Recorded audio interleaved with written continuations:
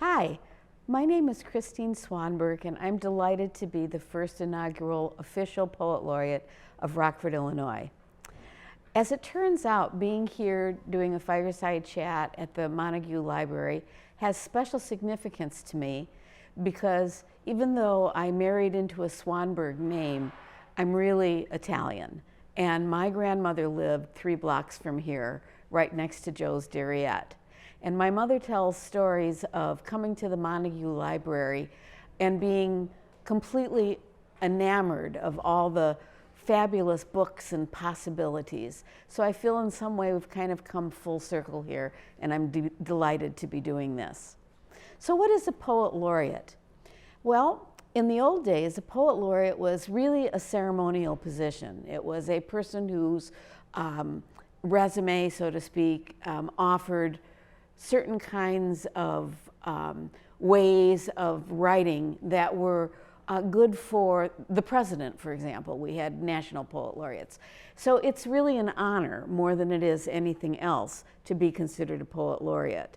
Over the years, the idea of poet laureates have changed a bit. They've become more working positions rather than honorary positions, but just the same, it is a great honor to be the first official poet laureate of Rockford.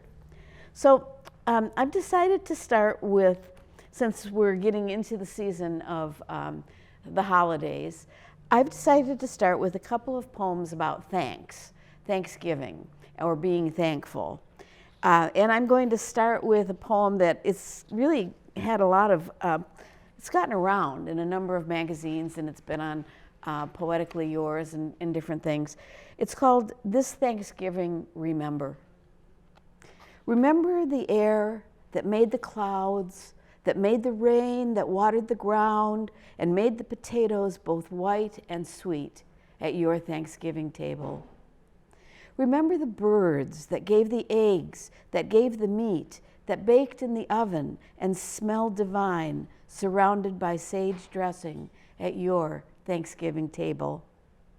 Remember the sun that fed the vines, that made the wine, that went into long-stemmed glasses and shimmered near the candles at your Thanksgiving table. Remember the migrants who picked the lemons that you slice in water with ice, who carried the pumpkins that whipped into pie at your Thanksgiving table. Remember the cows for all their kindnesses, the cream, the milk, the cheese, and the chocolate that finished the meal at your Thanksgiving table. And dare not forget all pilgrims who seek the higher life in strange and wonderful places, all the invisible faces of those gone on, the homeless and the struggling, our blue planet, that most special place in the universe where we, the lucky, thrive amidst rivers and orchards where fruit hangs in perfect, abundant globes.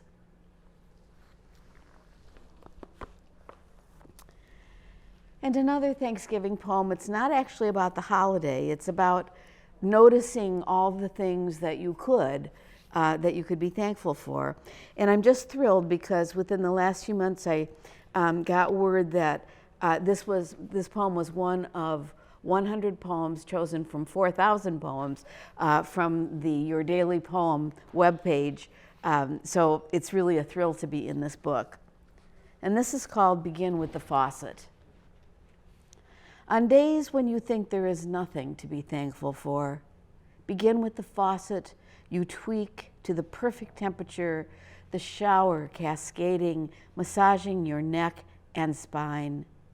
Consider the soft water you rely on that allows lather to rise on your head, or the stout hands of the invisible dishwasher that scrubbed your pots while you slept. Notice curtains that frame the window to whatever day will be discovered, aroma of good coffee brewing in the timed coffee maker about to rev up your engine, dollop of cream from Oreo cows munching grass, the toaster, the toast, the marmalade, grain, crunch, and fruit. Reach for bifocals on the end table. Pet the dog or cat who says good morning with its nose or tail or nudge. If there is someone to kiss, know you are blessed. Open the front door as you do each day for the paper delivered on pre-dawn rounds. Listen to a sparrow, then the radio humming and talking, song or voice that buoys you in just the first hour of this day. Thank you.